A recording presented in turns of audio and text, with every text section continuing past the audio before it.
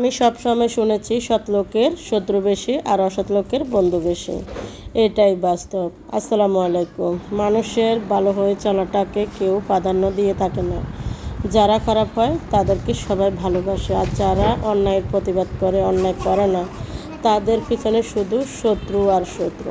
আসসালামু আলাইকুম। দারুণ ভিডিওতে সবাইকে স্বাগত।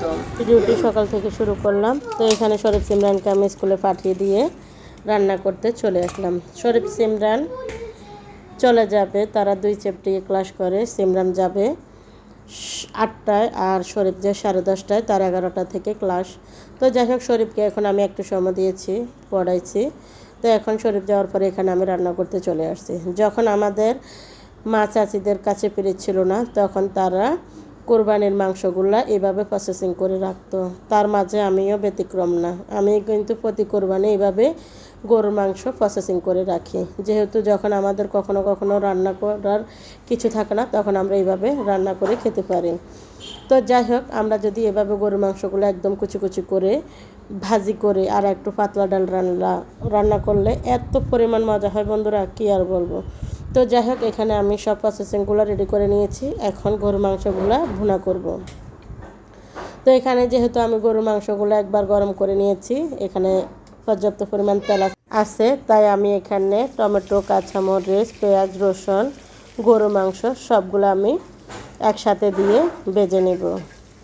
আসলে কিন্তু আমরা যদি এভাবে রান্না করি বা এভাবে গরুর মাংস ভুনা করি বা মুরগির মাংস ভুনা করি, খেতে অনেক অনেক টেস্ট বন্ধুরা, কী আর বলবো। আর কালার দেখে তো অনেক অনেক লোভ লাগছে আমার কাছে। তো যাই হোক, এগুলো আমি তেলের সাথে অনেকক্ষণ পর্যন্ত একটু মিক্স করার পর একটু ঢাকনা দিয়ে ঢেকে দিয়েছিলাম। এখন আবারও একটু ভেজে নিচ্ছি। তো দেখেন, এভাবে করতে করতে আমার মশলাগুলো একদম নরম হয়ে গিয়েছে। তো এখানে আমি পরিমাণ মতো লবণ দিয়ে দিচ্ছি, হলুদ, মরিচ, মশলা সব কিছু আমি পরিমাণ মতোই দিয়ে দিচ্ছি।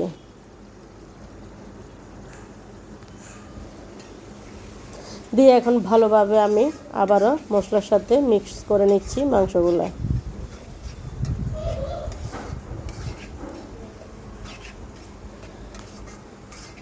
খাবারের কথা কী আর বলবো, আজকে দুপুরে ভুনা করেছি, এত মজা হয়েছে কী আর বলবো।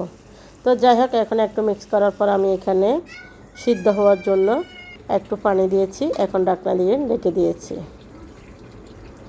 তো ঢাকনা দিয়ে ডেকে এখন আমি চলে আসছি পেয়ারা মাখা করতে। তো তার আগে আমি এখানে আমের হলদিগুলো একটু ভিজিয়ে নিয়েছি, দিয়ে দিচ্ছি লবণ এবং মরিচের গুঁড়া।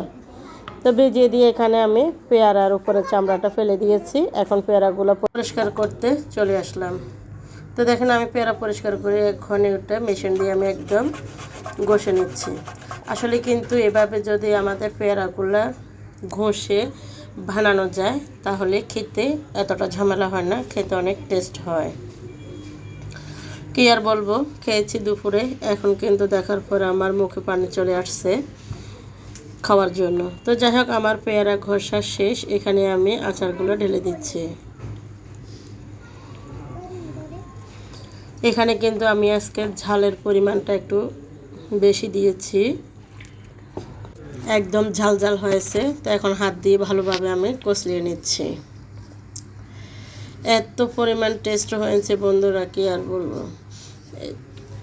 দুপুরে আমাদের এমন বানানি চুরানি খেতে খুব ইচ্ছে করে। তো যাই হোক, এখন খাবার দাবার করে এখানে আবারও চলে আসছি। তো দেখেন, এখানে আমার মাংসের পানিগুলো শুকিয়ে গেছে। তো উপরে তেল চলে আসছে। আমি কিন্তু এগুলো আবারও ভালোভাবে একদম কোয়া করে নেব, মানে শুকনো শুকনো করে নেব আর কি। তো এটা যেহেতু মশলাগুলো করার মধ্যে লেগে যাচ্ছে, তাই ভালো করে আমি চামচ দিয়ে নেড়ে চেড়ে দিচ্ছি। তো বন্ধুরা, আমার ভিডিওগুলো কে কোথা থেকে দেখছেন অবশ্যই একটি কমেন্ট করে জানাবেন। যদি ফেসবুকে দেখে থাকেন, অবশ্যই ফেসবুক পেজটা ফলো করে দিবেন। আর ইউটিউবে দেখে থাকলে অবশ্যই আমার ইউটিউব চ্যানেলটা সাবস্ক্রাইব করে দিবেন। আর যদি টিকটকে দেখে থাকেন, অবশ্যই ফলো করে আমার পাশে থাকবেন। তো যাই হোক, এখন আমার গরুর মাংস ভুনা ডান। এখানে খাবার খেতে চলে আসলাম।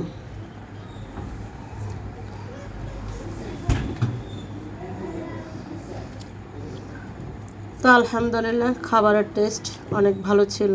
তো আজকে অনেক দিন পর গরুর মাংস বোনা খেয়েছি। তো আজ পর্যন্ত আল্লাহ হাফেজ, আসসালামু আলাইকুম।